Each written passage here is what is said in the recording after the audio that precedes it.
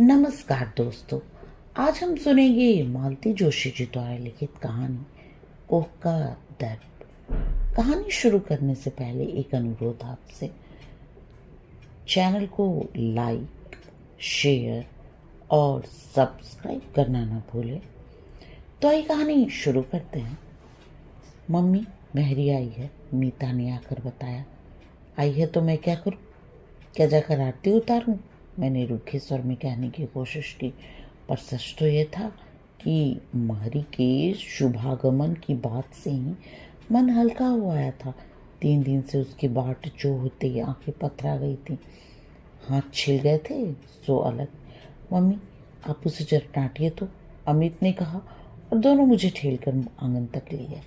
मारी इत्मीनान से बर्तनों में जुटी हुई थी, जैसे अपनी दीर्घ अनुपस्थिति का उसे भान ही न हो। मैं भी छेड़ना नहीं चाहती थी, पर दोनों दुष्ट जाली के पीछे खड़े प्रतीक्षा कर रहे थे। एक बार चूक गई तो ऐसा मजाक बनाएंगे कि बस। भाई सुनो, मैंने आवाज को यथाशक्ति कठोर बनाकर कहा। जवाब में उसने सिर भी नहीं उठाया, उल्टे हाथ रोककर सिसकने लगी। मैं हैरान रह गई। क्या मेरी आवाज में सचमुच इतना दम कम है? तुम्हें तो बस रोना अच्छा आ गया है, मैंने हथियार डालते हुए कहा। बहू जी, कमली। क्या हुआ कमली को? मैंने घबरा कर पूछा। 5 साल की गुलगोथनी बच्ची मेरी आंखों के सामने घूम गई। मुझे अमित पर कोफ्त हो आई। वो तो बस सिर पर सवार हो गया कि डांटिए इसे। पहले कुछ पूछताछ करनी चाहिए कि नहीं? भाई बताओ क्या हुआ? उसकी सिसकियों का तार जरा थमा तो मैंने कहा, बहू जी उसका कल कागज हो गया। कागज? मतलब राम कुमारी ने कल गोद ले लिया। पंचाट बैठी थी, उसी ने कागज बनाया। धत तेरी की, इतनी देर से पता नहीं कितना उल्टा सोच गई थी मैं। और राजकुमारी से कमली का रिश्ता कोई नया नहीं है। मारी अक्सर ही तो उनके बारे में बताती रहती है। राजकुमारी इसकी पड़ोसन है और गांव के रिश्ते की बहन लगती है। 2 लड़के हैं, हाई स्कूल में पढ़ने वाले। पति चपरासी हैं, बीवी को कहीं काम नहीं करने देता, दिन भर रानी बनी बैठी रहती है और कमली से मन बहलाया करती है। मारी की तीनों बेटियों में वही सबसे मस्त मौला है। बड़ी वाली विमली तो दिन भर छोटी बबली को लादे लादे झुक चली है। उसे माँ का हाथ भी बटाना पड़ता है और गालियां भी खानी पड़ती है। इतनी सी उम्र में ही बुजुर्ग लगने लगी है। पिता के राज में भी कोई ज्यादा सुखी नहीं थी, पर पिछले साल उनकी भी हैजे से मृत्यु हो गई। तब से तो बिमली के चेहरे पर एक स्थायी अवसाद का भाव उतर आया है। कमली दिन भर पड़ोस के घर में खेलती रहती है, इसलिए उसे न तो घर के दुख से सरोकार है, न दारिद्र्य से। हर दम हंसती किलकिलाती रहती है। गंगा भाई, तुम्हें तो खुश होना चाहिए, मैंने सांत्वना के स्वर में कहा। कम से कम एक की चिंता तो दूर हुई। वहाँ वो ढंग से खाएगी पिएगी, अच्छे स्कूल में पढ़ेगी, अच्छे घर में जाएगी और फिर कहीं दूर भी नहीं है। दिन भर तुम्हारी आंखों के सामने रहेगी। वैसे भी तो उन्हीं के यहाँ बनी रहती थी। पर तब कागज तो नहीं बना था बहू जी, उसने कहा और फिर सिसकने लगी। उसका तर्क बेजोड़ था। दिन भर खेलना और बात है और कागज बन जाना और बात। दुख में उसने कल से चूल्हा भी नहीं जलाया था। राजकुमारी ने पंगत दी, वहाँ नाम से मुंह जुठार करके चली आई थी। मैंने फिर कड़े स्वर में उससे बात नहीं की। उसे कड़क चाय पिलाई, बच्चों के लिए कुछ नमकीन और कुछ बिस्किट दिए। तब कहीं जाकर उसका आवेग थोड़ा कम हुआ। उसके जाते ही बच्चों ने मुझे आड़ों हाथ लिया। सच मम्मी, आपको घुमाना तो मेरी खूब जानती है। रोज एक से एक बहाना गढ़लाएगी। थोड़े से टसुए बहा दिए कि बहूजी फ्लैट। क्या गजब की एक्टिंग मारी है, वाह। नहीं रे, वो एक्टिंग नहीं थी। कैसे बताती कि ये रुलाई मैंने पहली बार नहीं देखी है। बचपन में माँ को कितनी बार इस तरह बिखरते देखा है। पहले तो वे सबके सामने ही बिखर जाती थी। 1-2 बार बाबूजी ने कुछ कड़ी बातें कह दी, तब से छुप छुप कर रोया करती। दिन भर उदास बनी रही। 4 बजे मीता बिना कहे मेरे लिए चाय बना कर ले आई। फिर पास बैठकर प्यार से पूछने लगी, मम्मी सुनील की याद आ रही है? सुनील मामा को क्या हुआ? कॉमिक पढ़ता हुआ अमित एकदम कुर्सी से उछला। कुछ नहीं हुआ, आप अपनी किताब में ध्यान लगाइए। छोटी बहन के झटके जाने पर अमित ने बुरा सा मुंह बनाकर मेरी ओर देखा, पर मेरी ओर से कोई प्रतिक्रिया न पाकर फिर से अपनी किताब में डूब गया। किताब सचमुच मजेदार रही होगी, नहीं तो लड़ाई का इतना अच्छा अवसर वो नहीं छोड़ता। मुझे हंसी आ गई। दोनों मेरे ही बच्चे हैं, पर दोनों की संवेदनशीलता में कितना अंतर है। लड़के तो बस ऐसे ही होते हैं। माँ का मन पढ़ना तो लड़कियों को आता है। बिना कुछ कहे ही नन्ही मीता कितनी दूर तक सोच गई, और ये महाशय सुनकर भी कुछ न समझ सके। बचपन की याद है, माँ के उन उदास क्षणों को हम ही दोनों बहनें तो झेलती थीं, साय की तरह साथ लग जाती थी। इतना कुछ क्षणों के लिए हम माँ की अंतरंग सखियां बन जाती थीं। किसी को पता ही नहीं चलता, और हम जान जाती कि आज माँ रोई है, आज उन्हें किसू की याद आई है, और याद करने का कोई एक बहाना था। कभी कोई गीत सुनकर, कभी किसी बच्चे को देखकर, कभी किसी त्योहार पे, तो कभी किसी तारीख पे। तब बुआ पर इतना गुस्सा आता, छलिया बुआ, मायाविनी बुआ, जो हमारे देखते देखते नन्ही किसी को झपट कर ले गई थी। यही शीला बुआ पहले इतनी अच्छी लगती थी, जब भी आती घर गुलजार उठता। कितना लाड करती थी हम सबको, ढेर सारे खिलौने और मिठाइयाँ लेकर आती थी, कपड़े बनवा कर देखती, पिक्चर दिखाने ले जाती। हमारे अभावग्रस्त जीवन में वे दिन त्योहार के समान होते जब बुआ यहाँ होती थी। फिर एक बार कानों में भनक पड़ी कि बुआ हम में से किसी एक को गोद लेना चाहती हैं। उस खबर ने हम सबको कुछ दिनों के लिए कल्पना लोक में पहुंचा दिया। बुआ का शानदार बंगला, चमचमाती कार, नौकरों की पलटन, गहने कपड़े का ढेर, स्वर्ग का सुख और किसे कहते हैं। मन ही मन हम सभी अपने को बुआ का प्रिय पात्र समझते थे और उनके निकट होने को उत्सुक थे। पर माँ उन दिनों एकदम उग्र हो उठी थी। हम पांचों पर अपनी आंचल का साया फैलाकर विद्रोह पर उतर आई थी। कोई आलू बैगन नहीं है, मिक्की मांगने पर उठाकर दे दूंगी, मेरे कलेजे के टुकड़े हैं ये।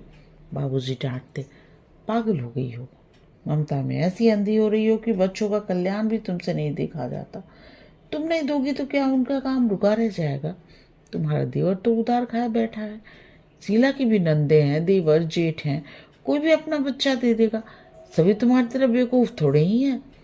वो तो शीला को अपने बच्चों की तरह मोह है, इसलिए तुम्हें तो बल्कि खुश होना चाहिए। मुंह में पड़कर अवसर खो दोगी तो कल को ये बच्चे तुम्हें कोसेंगे। दिन रात बाबूजी का भाषण सुनते सुनते माँ का विरोध भोंथरा पड़ता गया, और एक दिन उन्होंने हाँ कर दी।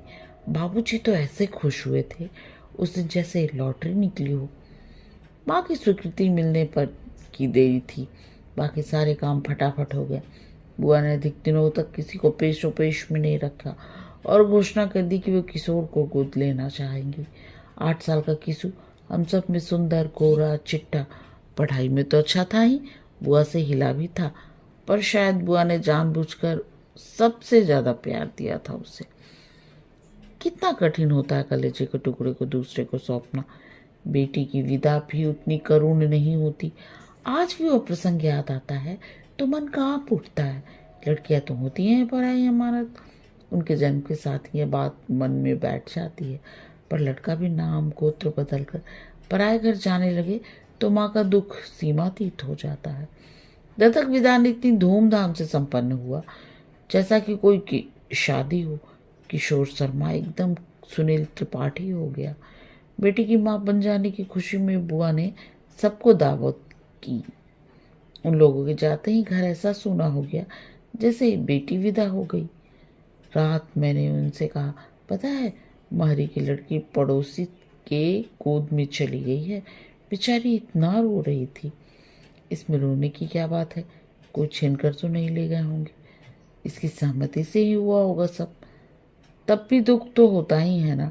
अरे छोड़ो, वो तो गोद ही ले गई, बच्चे मर भी जाते हैं, इन्हें कोई फर्क नहीं पड़ता। थोड़े दिन रोगा लेते हैं, अगले साल दूसरा आ जाता है। अपनी ओर से सारी बात बड़ी आसानी से समाप्त कर सो गए। रात में वैसे भी इनके पास फालतू बातों के लिए वक्त नहीं होता। मोहल्ले की राजनीति, अड़ोस पड़ोस की निंदा स्तुति, से भी वे दूर भागते हैं। फिर नौकरों चाकरों की बात, उसका तो कोई सवाल ही नहीं उठता। लेकिन मैं देर रात तक जागती रही। बच्चों की संख्या क्या सचमुच दुख को कम कर देती है?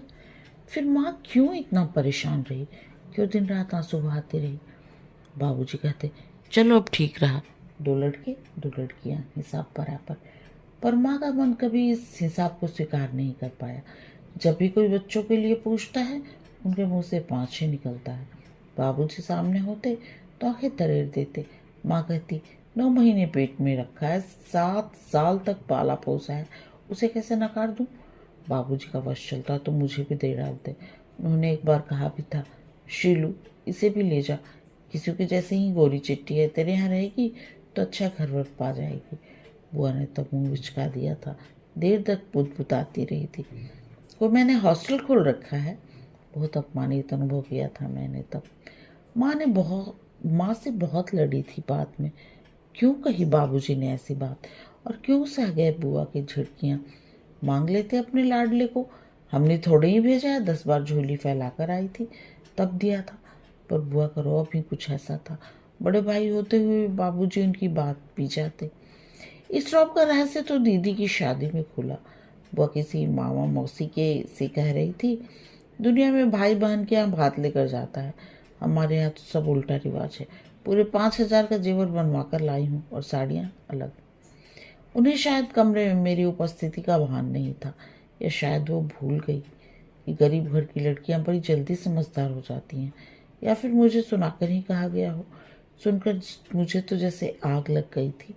माँ से बाद में कहा, तुम मेरे सिर की कसम है, जो तुमने मेरी शादी पर बुआ से कुछ भी मांगा।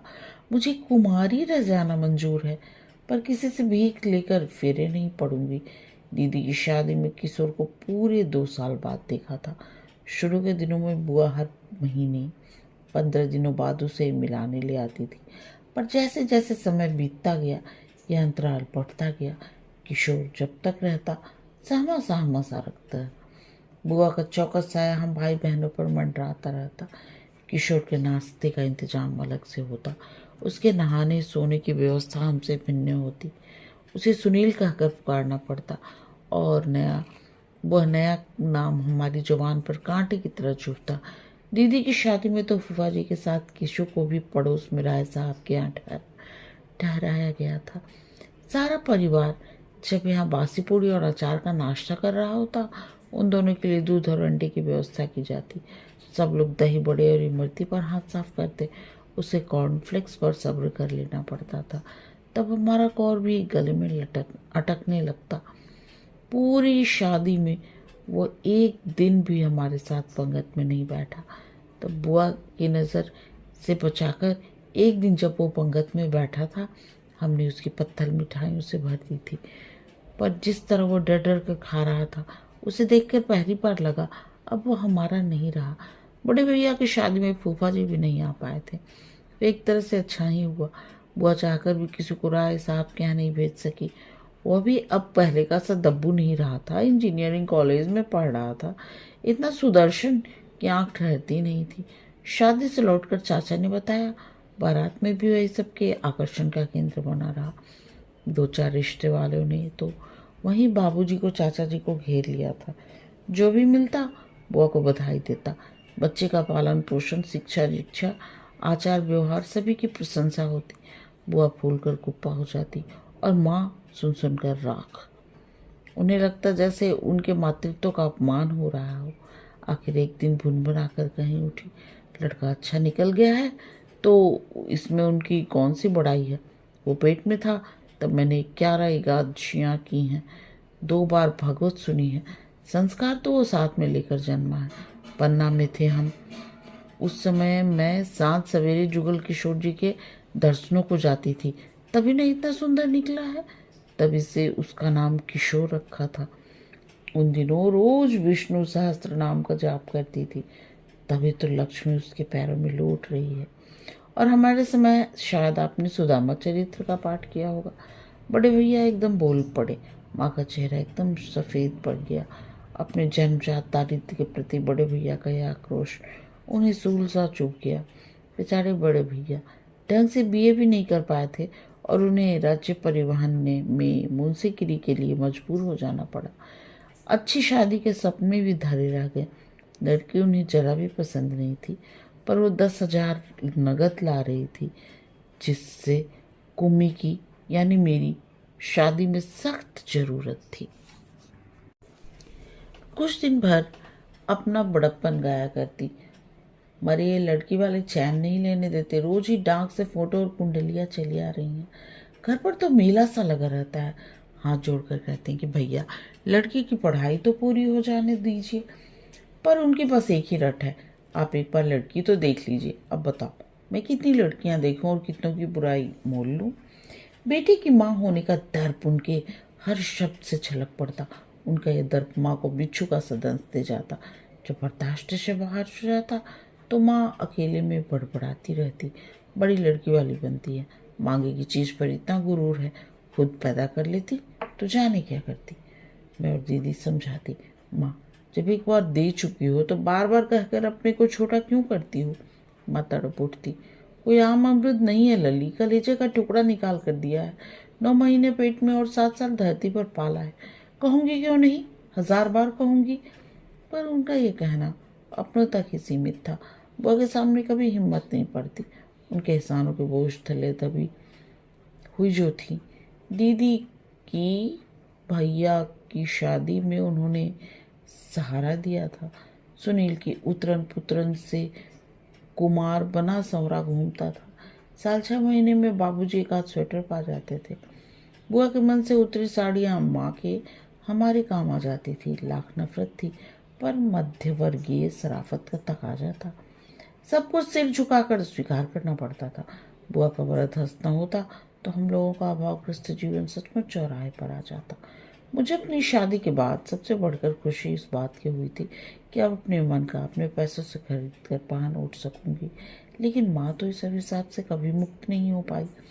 बुढ़ापे में भी चैन कहाँ है। केशव भैया नौकरी करने लगे हैं, पर वो अभी तो एक नामालूम सी लड़की। फिर इनकी अपनी गृहस्थी है, कुमार की पढ़ाई का खर्च दे रहे हैं, यही क्या कम है। इससे ज़्यादा देंगे तो क्या, कहाँ से देंगे। कभी कभार घर जाती हूँ तो उस जीर्ण शर्ण गृहस्थी को देखकर मन तड़प उठता है। 3 बेटियों की माँ अकेली असहाय खट रही है। बाबूजी की आंखें जवाब देती जा रही है। वे पेंशन पा गए हैं और दिन भर घर में बैठे चिड़चिड़ाते रहते हैं। हर घर हर तरफ से झूल रहा है, लगता है किसी भी दिन बैठ जाएगा। जितनी तलक से जाती हूँ हर बार उतनी ही उदास होकर लौटती हूँ। पिछले अगस्त में मद्रास से दिल्ली जाते हुए किशोर एक दिन के लिए रुका था। बोला इधर से पास हो रहा था, सोचा इस बार एडवांस में राखी मना ली जाए। बहुत दिनों से तुम्हारे हाथ से नहीं बंधवाई है। गदगद हो आई मैं। तुरंत फुरत बाजार से राखी मिठाई और उसके बच्चों के लिए सूट और खिलौने मंगवाए। बड़े उल्लास से उसने पटरे पर बैठकर राखी बंधवा ली और मेरे पैर छुड़कर थाली में 100 का एक नोट रख दिया। हर्ष और विषाद का यह मिला जुला एक मन को मत गया। बेचारे बड़े भैया चाहकर भी कभी 10 से ज़्यादा नहीं दे पाते और देते समय मन में बराबर संकोच बना रहता। इन 10 रुपये से शायद उनकी 3 दिन की सब्जी आ जाती। मैंने नोट उठाकर उनकी जेब में डालते हुए कहा, केशु अब मुझे इन रुपए से मोह नहीं रहा, इसके बदले मेरी एक बात रखोगे। कहो। माँ बाबूजी को कुछ दिनों के लिए अपने पास बुला लो, थोड़ा बदलाव हो जाएगा। बाबूजी का ठीक से चेकअप होना जरूरी है, हो सके तो आँख का ऑपरेशन भी करवा देना। वो थोड़ी देर चुप रहा, फिर बोला, पैसे कहो तो भेज सकता हूँ, पर अभी उन्हें बुलाना तो डैडी का हार्निया का ऑपरेशन होने को है। मेरे टूर की वजह से रुका रहा, फिर शायद पूरी सर्दियाँ वे मेरे पास ही रहेंगे। यूपी की ठंड अब उनसे बर्दाश्त नहीं होती। उनके रहते बाबूजी को लाना बहुत कठिन है। तुम्हें तो मालूम है बाबूजी से उनकी पटरी नहीं बैठती। पटरी न बैठने का क्या सवाल है, बाबूजी तुम्हारे घर आएंगे, उनके यहाँ नहीं। क्या उनकी मर्जी ही सब कुछ है। आखिर माँ बाबूजी का भी तो तुम पर कुछ हक बनता है, जन्मदाता है वे तुम्हारे। क्या सिर्फ जन्म देने से कोई हकदार हो जाता है, उसने तड़प कर पूछा। उस दिन ये बात क्यों याद नहीं आई जब मुझे एक घर से उखाड़ कर दूसरे के आंगन में फेंक दिया था। अपने घर में मेरे रहने का हक भी जिन लोगों ने छीन लिया था, आज उन्हें अपने हक की बात याद करने का कोई अधिकार नहीं है। दीदी बाबूजी के जिद के सामने सब हार गए थे, किसू। तू नहीं जानता माँ कितना कितना रोती थी। माँ रो तो सकती थी दीदी, मेरे लिए तो उसकी भी मनाही थी। फिर माँ के साथ तुम लोग थे, मेरे साथ कौन था? एक अजनबी माहौल में निपट अकेला पड़ गया था मैं, और माहौल भी ऐसा जहाँ हर कोई उपहास करने के लिए, आलोचना के लिए तत्पर बैठा हो। मम्मी की जिद ही मुझे उस घर में ले गई थी, पर वहाँ कोई मेरा दोस्त नहीं था, सारे के सारे दुश्मन थे। सोते जागते उठते बैठते मुझे चौकन्ना रहना पड़ता था, कहीं कुछ ऐसा न कर बैठूं कि मम्मी को मेरे लिए लज्जित होना पड़े। ऐसा न हो कि किसी बात के लिए मेरी दरिद्री अतीत को फब्तियां सुननी पड़े। ये संशय पिशाच, एक आशंका का भूत हरदम मेरी पीठ पर सवार रहता। पढ़ते समय भी वो पीछा नहीं छोड़ता, परीक्षा देते समय भी यही मन में भय समाया रहता, अगर मैं फर्स्ट नहीं आया तो तेरे कल्याण के लिए किया था रे।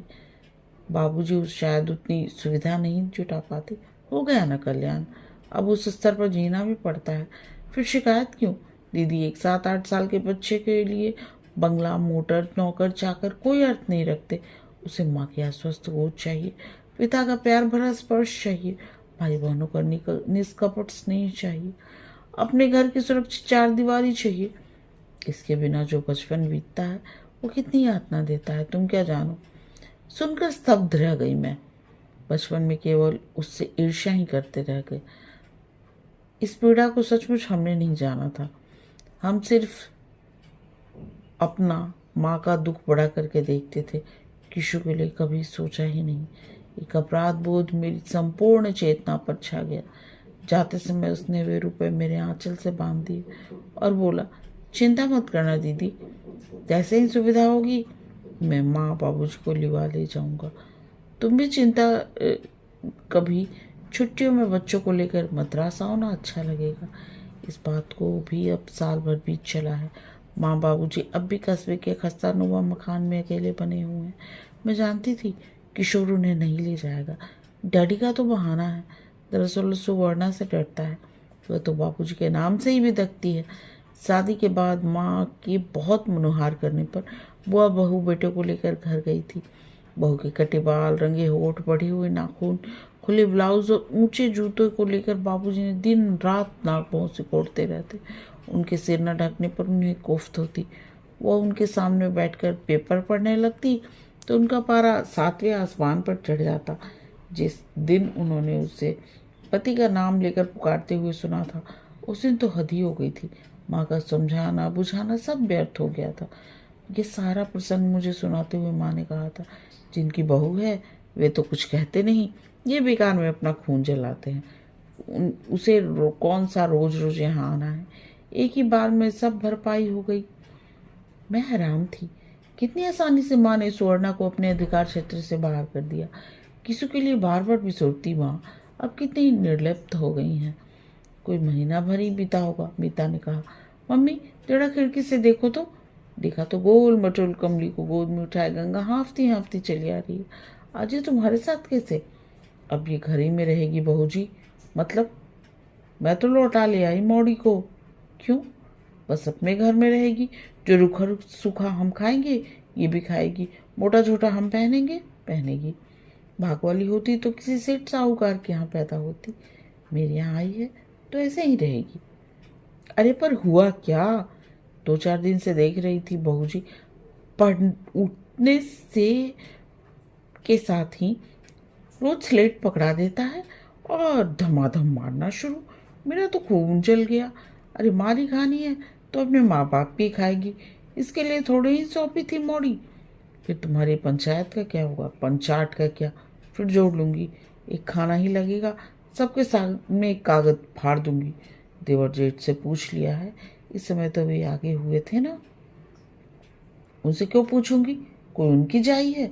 मैं उसका तमतमाया चेहरा देखती रह गई। रोती बिसुरती गंगा को देखकर उस दिन माँ याद आ गई थी, पर इस गंगाबाई के सामने माँ कहाँ ठहरती है। बच्चे हंस रहे थे। आपको फिर घुमा दिया ना गंगाबाई ने। कहानी समाप्त। कहानी सुनने और अपना कीमती समय देने के लिए आप सबका बहुत बहुत धन्यवाद।